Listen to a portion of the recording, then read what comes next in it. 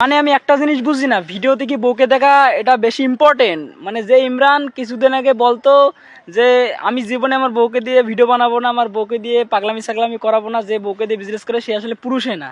ভাই ইমরান, তুমি কি আসলে পুরুষ? তুমি তো মনে হচ্ছে পুরুষের মধ্যে পড়তেছো না। যারা বউকে দিয়ে বিজনেস করে, যারা বউকে ক্যামেরার সামনে এসে পাগলামি সাগলামি করে, তারা আসলে কি? এটা আমার অনেক জানার ইচ্ছা করে। ঠিক আছে, আপনারা একটু কমেন্টে জানাই দিয়েন তো তারা আসলে কি। আর আমি একটা জিনিস বুঝতে পারি না কেন জানি, মানে বউ হচ্ছে একটা মানে ঘরে থাকা জিনিস। বউ সুন্দরভাবে তোমার সেবা করবে, তোমার যত্ন করবে, বাট বউ ক্যামেরার সামনে এসে পাগলামি সাগলামি করতেছে।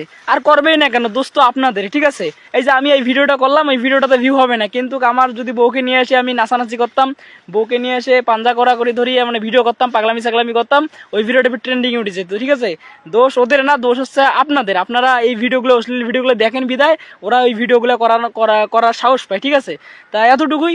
আপনারাই সচেতন হন, তাহলে সবকিছু সচেতন হয়ে যাবে। ভালো থাকবেন, সুস্থ থাকবেন। আল্লাহ হাফেজ।